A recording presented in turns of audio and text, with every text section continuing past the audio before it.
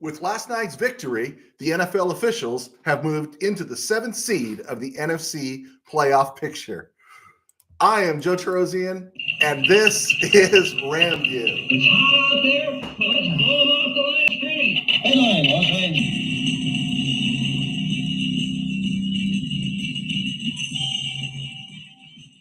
Live from the Ram Cave, I'm Joe Terosian, and this is RamView, the December 1st, 2023 edition, brought to you by Kistler Law Firm. Injured in an auto accident? Need help?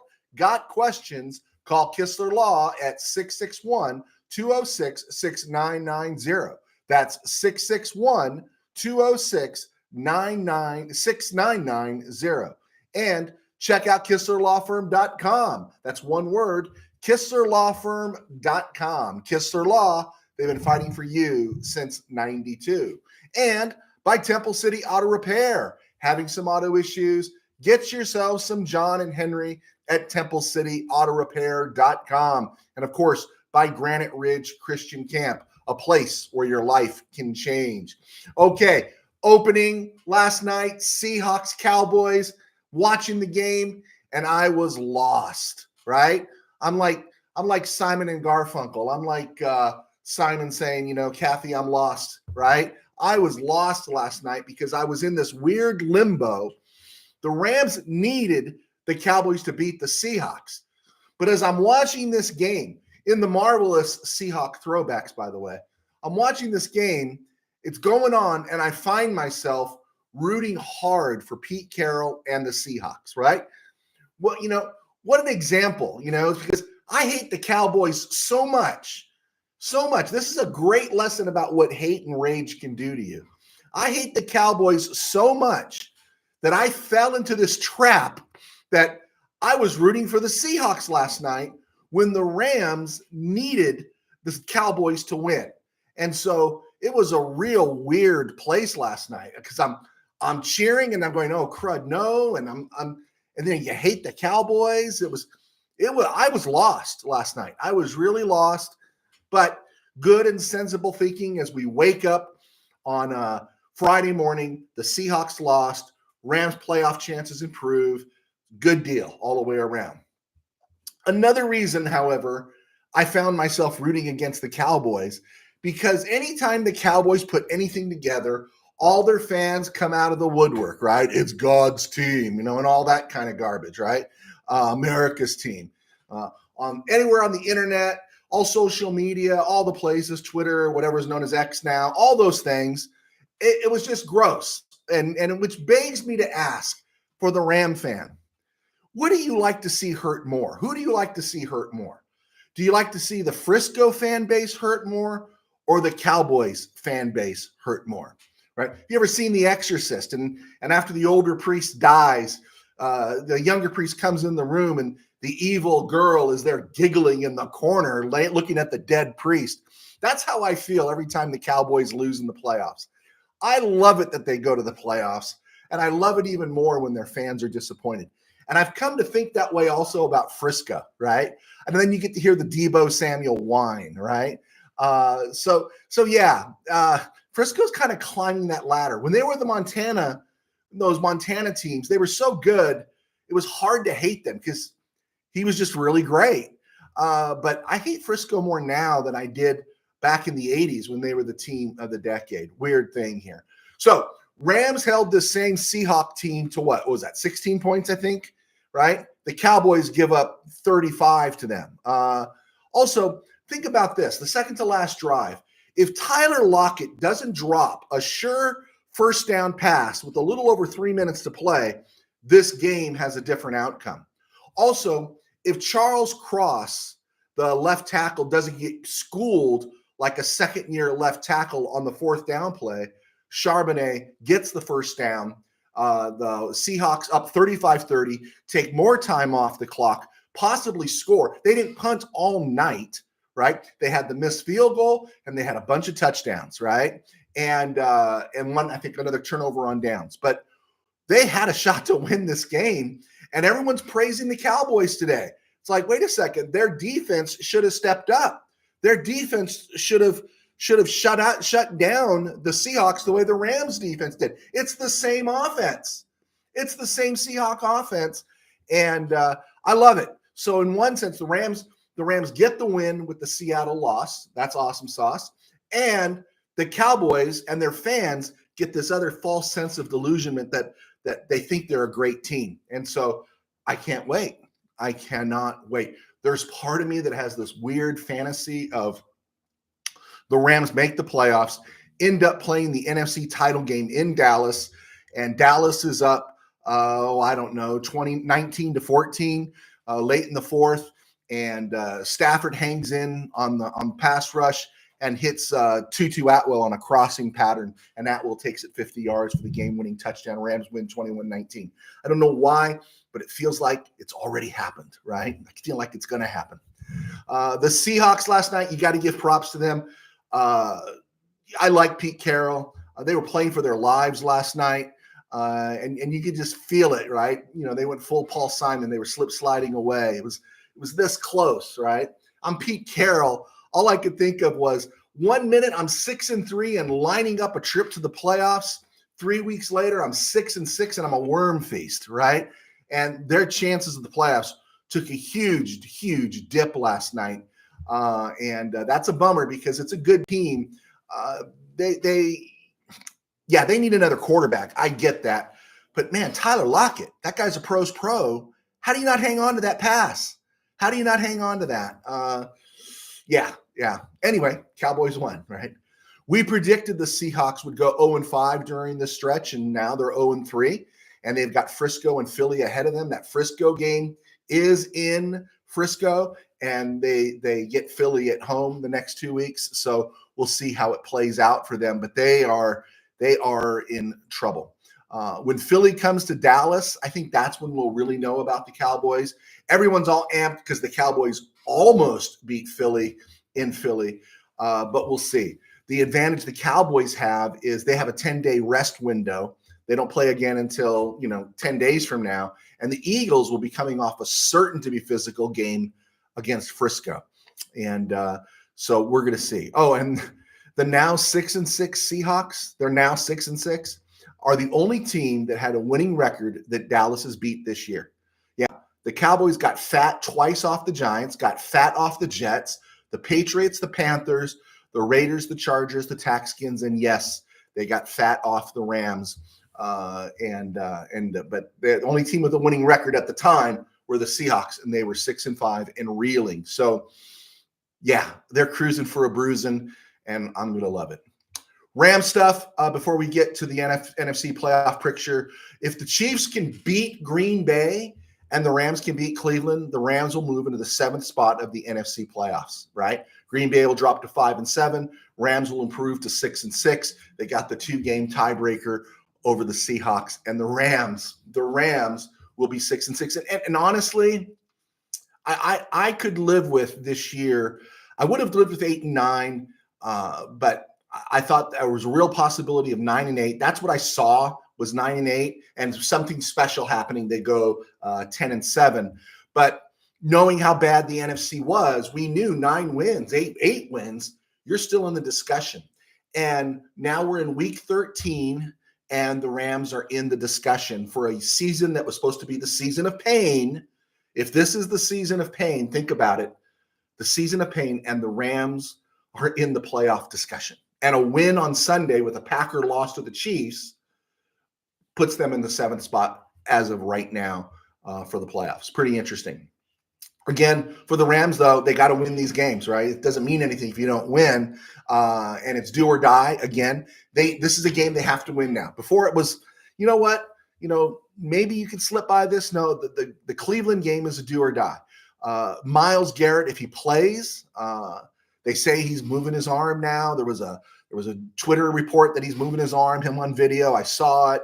They're saying he's playing. They're saying there's no structural damage. He still felt something pop. Whatever it is, he's not going to be 100%. But the question is, if he's out there lined up on the left side, is Alaric Jackson, how much help is Sean McVay going to shift over to help Alaric Jackson? And that goes back to, in that game, they made Trey Hendrickson's season an all-pro season for the Bengals, that Monday night game against Cincy. And they didn't shift anybody to help Zachary Thomas when he's going against Trey Hendrickson. I got to believe, right? They are thinking, right, that we got to give Alaric Jackson help. And this is for Alaric Jackson. This is a contract game, right? Doesn't make any difference if Myles Garrett is hurt, but if Myles Garrett plays and he's not 100%, but Alaric Jackson keeps him out of the backfield, Alaric Jackson down the road is going to be looking at some dough, or he'll have an argument to get some dough. So I'm anxious to see what Alaric Jackson does. I just want to see a little more red meat out of him, and we'll go from there. The Browns have not won in Los Angeles since September 28th, 1958. Yes, they won in Anaheim in 1993, 42-14, but not in Los Angeles. That day in 1958, they beat the Rams 30-27, but the Rams were leading 27-14 in the fourth quarter. Bill Watt had thrown touchdown passes to Del Schaffner and Lamar Lundy. The Rams were up 27-14, and then the Browns ran off 16 unanswered points. Jim Brown tied the game on a 5-yard run, and Lou the Toe Groza won it with a very short field goal. But that's pretty cool. The Browns have not won in Los Angeles against the Rams since 1958. Okay, we talked about the playoff picture. 5 automatics because we're counting Dallas. They're 9-3 now. The Eagles, Lions, 49ers, Falcons 5-6. They're playing the Jets, so they have an opportunity to put a little bit of a lock on that NFC South. But it's outdoors, and some people are actually going with the Jets. I don't know. As long as Tim Boyle is playing quarterback for the Jets, I don't know how you can pick the Jets ever. But as of right now, the number 6 and 7 spots belong to Minnesota and tentatively Seattle. We explained the scenario. Packers lose to the Chiefs. And the Rams beat the Browns. The Rams go into the 7th spot. Seahawks are 5-6. They play the Lions. I'm sorry, not the Seahawks. The Saints are 5-6. They play the Lions, and we need a Lion victory there, as well as we would like a Raider victory over the Vikings. These things, Raiders, Chiefs, Lions. We're rooting for those teams this week. Around the NFL and other places, the Cardinals release Zach Ertz, reportedly at his request. And a good move on his part, right? If they released him, they got Trey McBride. He's been banged up a little bit, Ertz, but someone needs a tight end, and you got to look at who's contending. I didn't think the Rams were an option for him. I just didn't. But going back to the Eagles or even the Ravens without Mark Andrews now for the rest of the year is something to think about. Von Miller had the warrant issued for his arrest. I'm not going to comment about that, but I will comment is he's only a 7.9 rock hit this year. That means he's only making $7.9 million. Next season, he's a 23 rock hit, 23 rocks in 2025, 20 in 2026, he's 26 rocks, and in 2027, he's 32 rocks. Those are the cap hits that he is. I didn't weep when the Rams didn't re-sign Von Miller. Von Miller had 8 sacks last year in 11 games. In 8 games this year, he has 0 sacks. We wanted Von Miller back, but boy, aren't you happy the Rams dodged that bullet? God bless Michael Hoyt. God bless Byron Young. Let's go forward from there. The Week 15 game, it's December 17th, between the Eagles and Seahawks, has been moved to Monday night, which is great. It replaces Chiefs, Patriots. I got to say thank you. We need more of these flex games. Looking at other places, Riley Leonard, the Duke quarterback, entered the transfer portal, which is good news. That means he won't be entering the draft. And people are wondering where he's going to go. The first thought was he'd go with Mike Elko, his coach at Duke, who went back to Texas A&M where he had been a coordinator. Also names that schools that have surfaced for Riley Leonard, Florida State, and the one that really interests me is Notre Dame. I'll have to talk to a friend of mine who is at Notre Dame and see what he has to say. Before we get to the break here, I was laughing my head off this weekend because I think 3 times I heard this in a sideline conversation. You know, the between the halves interviews with the coaches, and I think Pete Carroll offered the most diverse one. He says, "Hey man, we just got to make field goals." How stupid of an interview is it on Thursday night to ask Pete Carroll, fighting for his life, to ask him after the first quarter, hey, what do you got to do? What a ridiculous thing to do. But this is what I heard at least 2 or 3 times over the weekend. Stop the run the ball, win the turnover battle, right? Ask yourself, how many times have you heard that said that way or in some variants when the coach is asked between quarters at the half, hey, we just got to stop the ball and run the ball, and then we got to win that turnover battle. Somebody gets hurt, hey, man, it's next man up, right? You hear this all the time. Coaches should literally unionize over one issue. Stop the in-game and halftime interviews. They are worthless. But the fact they continue speaks to the KBM's contempt for football fans. This is what I tell you. The kiss butt media, they think you're too stupid to know any different. So we're going to explain it to you, right? Kind of like the narrative they pushed about the Rams this offseason winning 5 games and not being very good and historically bad defense. Hey, don't trust everybody. Put them to the test and trust what you see with your eyes. Your opinions, I'll tell you, for the fan that is not the sports bar, always horns up fan, but for the fan that really invests, the fan that really sinks his eyes into it, the fan that knows football, hey, I'm going to tell you, you do know football. You don't know everything. We don't know everything. We're not in the room, but your opinion matters and your opinion counts. And don't let somebody talk you out of what you've seen with your own eyes. All right. I'm Joe Terosian, and I was a sports writer for 21 years. Now I get to do RamView, which I'm very blessed to do, and because of our sponsors at Kistler Law. And also I write books. My books are on Amazon, and you can type them in and type in my name, Joe Terosian. You'll see my books. I've got 7 books I've published. 6 of them are novels. 2 of them are high school football novels that have been well received. I've got a 3rd football novel coming out hopefully in a few weeks. We're still in the rounds of edits. It's going to be tight to get it out before Christmas. I'm hoping to. And it's about Ram fans. It's called Game Day in the Ram Cave. And we're anxious to get that thing turned around. That'll be my 8th book. You can check all those things out on Amazon. They're available in both Kindle and soft cover. And I want to say thank you for your support. One of the other things we want to do is encourage you to check us out on Spotify, where our numbers have ticked up a little bit, but we honestly thought Spotify was where we would have success and not YouTube, but we found more success here than over on Spotify. And of course, I do all these things because I pastor a small church in Burbank Faith Nazarene, and you can find us right here on YouTube at our Burbank Faith virtual channel, and as well as on other places of social media. Let's see who we got clicking on. Tim Burns, I hate Dallas, but Seattle a whole lot more. You really, Tim Burns, our good friend Tim Burns, you hate Seattle more than Dallas or Frisco? Wow. Try being a Rams fan in NorCal. The 40 Winers are my Newman. Okay, I get that. I get hating the 49ers, right? Niners, right? I get that. Bill, it's looking more and more like the Packers and Rams, the 6th and 7th seeds. Hey, you know what? I'm okay with that. I don't care who's in that other spot with the Rams, but the Packers scare me in the sense that if they are truly putting it together, Bill, that's the part that's scaring me. They could lose to the Chiefs right now, and they'll be 5-7. But then they get the Giants, 6-7. They get the Bucks. Really? You want to think about that Bucks game? That's a toss-up. They'll get the Panthers. They're going to win that game. Vikings, that's a toss-up. Bears, that's a toss-up. They could literally come out of the back half of this season with 9 wins. And that means the Rams, they're going to have to beat somebody besides they're going to have to beat the Browns. That gets them at 6 wins. Do you think they're going to beat the Ravens? And then they got the Texans and the Giants, and that gives the Rams if the Rams beat the Browns, that's 6 wins. They beat the Texans, Saints, and Giants. That's 9 wins. That's assuming they'll lose to the Ravens.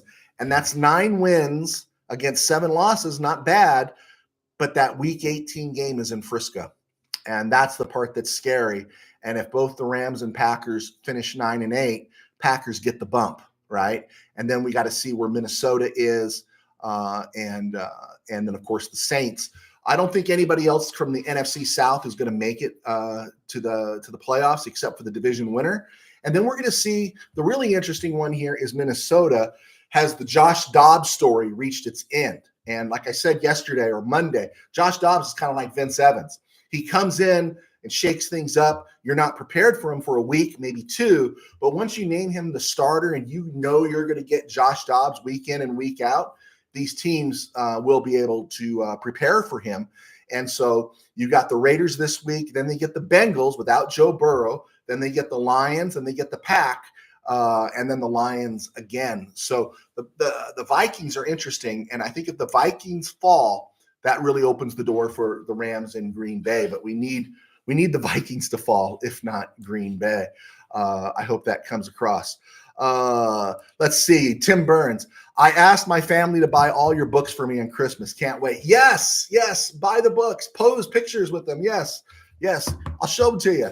This is Pastor Who Couldn't Wait for Christmas. Funny story about bullying. A lot of stuff there. And of course, the football ones, Tangent Dreams and Temple City, Company of the Ages. And of course, Sin Virus. All right, cool. That's The Walking Dead meets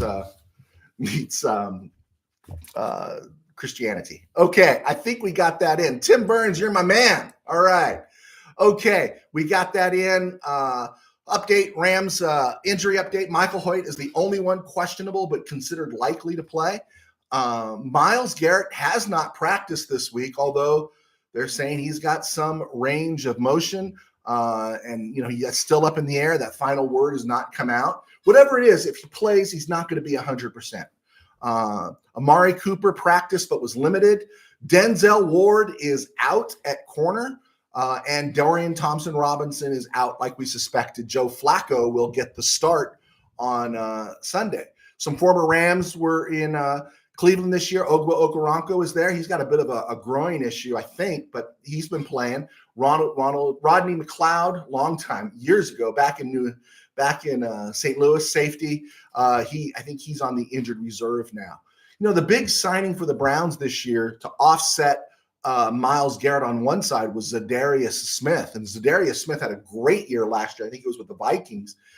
This year, at the age of 31, he's got 3 sacks and he's been okay, but he hasn't really been, I think, what they expected him to be. Myles Garrett's been off the charts, but now Myles Garrett is vulnerable.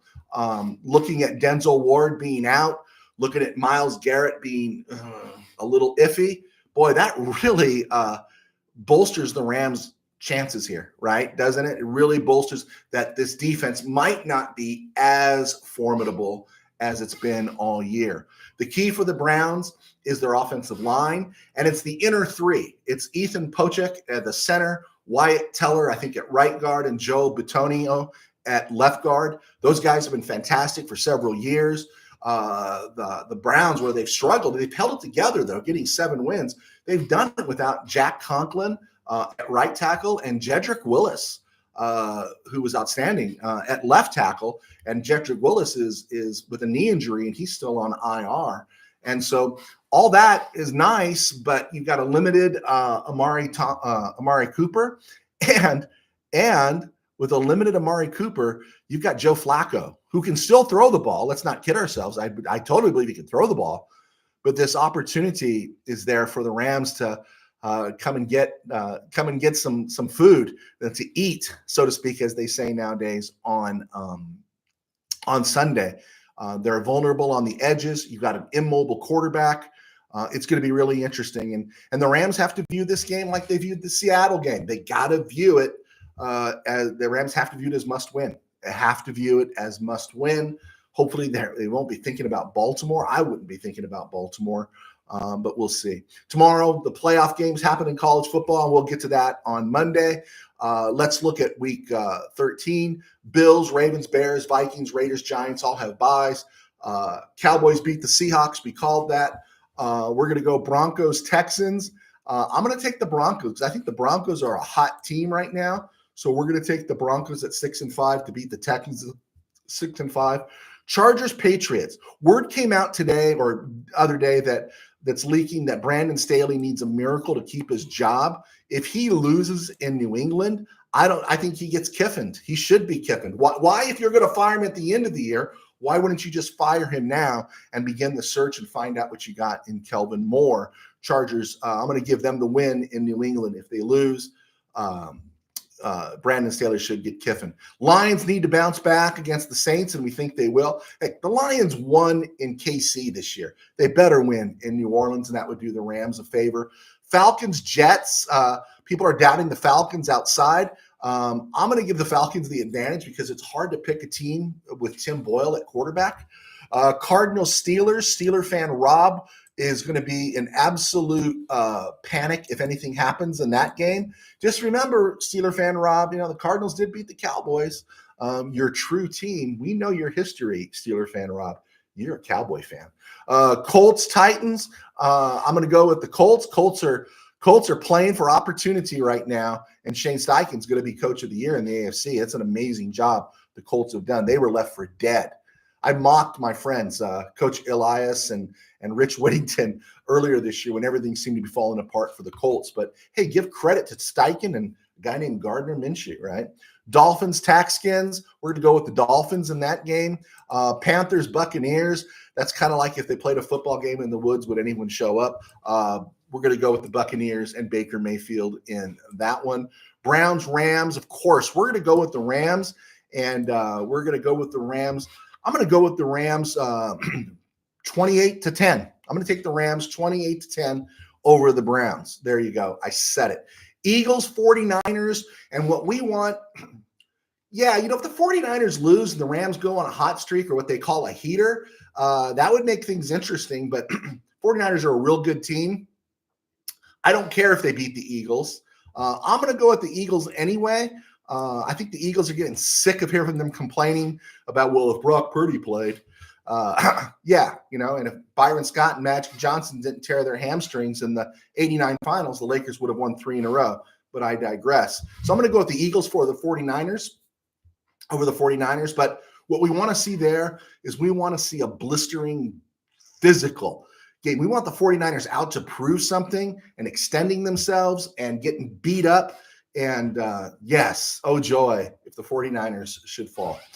Chiefs, Packers, go Chiefs, rooting for the Chiefs all the way in this one. Bengals, Jaguars, Jaguars at home on Monday night. There we go. Last stated, I think I said it the other day, we are now 121-60 this year in our picks. Okay, a couple of things we want to throw out there. Let's see. On this date in 1989, the Rams released inside linebacker Mark Jerue. Mark Jerue had been he's just one of those guys, just a blue-collar guy, played at Washington. I saw him play in the Rose Bowl. He was on the Warren Moon team that won the Rose Bowl, and he was on the Tom Flick team that won the Rose Bowl. Nice career for Mark Jerue at Washington. 5th round, 135th overall, and 82 by the Jets out of Washington. And he didn't catch on there, went to the Colts, and eventually came to the Rams in 83. And from 83 through 86, and he became a starter in 86, he didn't miss a game for the Rams. He was an inside linebacker, was a starter in 86 and 87 and 88, got injured, tore up his knee, and that really affected him. And he was hurt again in 89, and eventually he was cut. 6'3", 229, but the Rams waived him on this day. I just like to do a little shout out because I like Mark Jerue. He was just one of those guys when the Rams were running that 3-4 defense, really good run stuffer. Seems light by today's standards, though, doesn't he? 6'3", 229. And also on this day in 1970, former Rams left guard, occasional left tackle Todd Steussie. He was born. He turns 53 today. Steussie, first round, 19th overall in 1994 by the Vikings out of Cal. He was a Pro Bowl left tackle for the Vikings for about 7 seasons, and later went to Carolina and Tampa Bay, and he was finishing up with the Rams. And this is the reason I bring this up. He played 16 games, started 15 for the Rams in 2006 at left guard. The left tackle that year was Orlando Pace. The Rams went 8-8 under Linehan, and that was the season where Orlando Pace started 8 games and then tore his triceps, right? And he missed the rest of the year. And the Rams season finished 8-8 when there was more expectation, right? And then that's what got me thinking about Orlando Pace, because for 10 years, he didn't miss a game from what was it, 97 through 2006. He didn't miss a game. perennial All-Pro, perennial Pro Bowler. And then he only played 8 games in 2006, 1 game in 2007, came back and played in 2004, in 2008, played 14 games, but was never the same. And the Rams released him at the end of the year. And so I was just thinking about that because the Steussie thing, I remember Steussie being there. It was kind of a nice left side. You had Steussie guard. He had been a tackle, but he was playing guard. You had Orlando Pace. You had Steven Jackson. And what's his name? Who was it? Mark Bulger was playing well in those days. And it looked like the Rams had a shot. And that was the end of the line, right? I think the next year, the Rams were 2-14, then they were 1-15, and then, yeah, all that stuff that it was. Were they 1-15 in 2008 or 2-14 in 2009? I don't know. So Spags came in, second year, they won 7 games, had a shot to go to the playoffs, lost that game to Charlie Whitehurst and the Seahawks, and then were never the same again. Literally, Jeff Fisher came in after that. Okay, I think we got all that stuff in there, and I think we're good. I don't know if any more questions came in. Is Myles Garrett a free agent? I do not know. I thought they signed him. You know what, Bill? I'll check that out. I thought he's already been gotten his big deal. Todd Kitchen was your blue collar type player. Did you like it, Todd Kitchen, when he did the whole punching the goalpost, right? That's when the Rams started off 4-0 in St. Louis, playing in Busch. Remember, they played the first part of that season in '95 in Busch.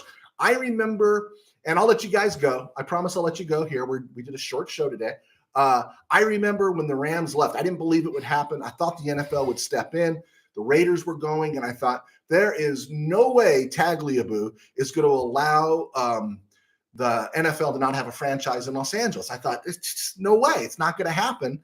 And it happened for 20 years. And then, again, the city of Los Angeles, Mark Ridley, Thomas, and all them, were forcing any new franchise they would have to play in the Coliseum. They were so corrupt, and it was proven that they were corrupt. I mean, criminally corrupt. And there was talk about all the new stadiums and the Hacienda. And I think the one that got most Ram fans excited was the idea of Peter O'Malley and the Dodgers building a stadium up there in Chavez Ravine. And there was a few weeks there that everyone was really excited because the idea of Peter O'Malley being involved with a new franchise in Los Angeles was hopeful because you respected the O'Malleys, and I guess Mayor Reardon put the kibosh on that, went with some other deal, and then right after that, the O'Malleys sold the Dodgers, and they were saying that the O'Malleys were the Dodgers were a family-run business, and they needed that NFL franchise, and it just didn't work out. Yes, Mark Reber, there is hope. Definitely, there is hope. But yeah, those were dark times, right? Those were dark times, and it became laughable. And the shame of it was when my guys and I broke through. And again, you guys are welcome to click off right now anytime you want. But part of our background was a sports writer in the 80s. And then I went into ministry. I was a youth pastor for 11 years, 9 years. I didn't write a word, publish a word, do anything. And then a local newspaper started. And I wrote them a note. I just said, hey, I got some experience, and I wrote in college, and I won an award and all that kind of stuff. And so they gave me a column, and I started writing FanView.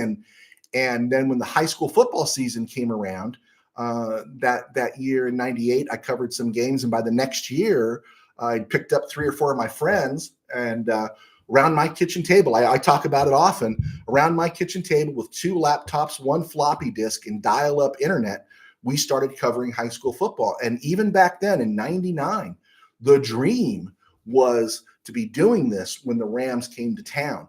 And so I spent 20, 21 years doing that. And the Rams did indeed come back to town. But when the Rams came back to town, of course, the Chargers tagged along, right? And I knew God was kind of changing things for me. And so I ended up leaving. And then my guys are covering the NFL, but they're covering the Chargers. The Rams haven't deemed to credential those dudes at Mid-Valley Sports yet. They really should, and they haven't. But yeah, that's the background, because we always believed the Rams were coming back. I know I did. But my question is, let me throw this one out to you, and you guys can answer it before I let you go. And I've kept you longer than I promised. Do you think if the Patriots had lost that game to the Rams, Super Bowl 36, if they had called the hit to the head on Kurt Warner when he threw the pick six, do you think maybe I'm bitter. Do you think maybe if the Rams had won that game and won 2 out of 3 in St. Louis, in 2 titles in 3 years, do you think they ever would have come back? That's hard to gain traction in St. Louis. That's a Cardinal town, so you have to win. Or was it inevitable that Madame Ram, Georgia, was going to screw it all up? Right? There's always an inevitability there. And everyone forgets in 2003 that team went 12-4, and they lost the playoff game to Carolina, which they should not have lost. But you wonder if there were different outcomes in those seasons, would the Rams have come back to LA? But again, I'd be curious to know what your thoughts are on that.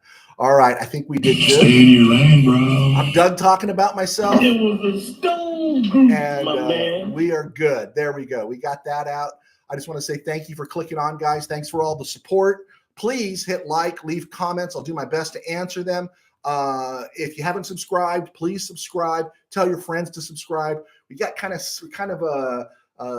growing a little stagnant there at about 113. We want to build our numbers up before the season ends, because that's when most of the new viewers go away. We will be here throughout the off season and everything else. All right. God bless. Take care.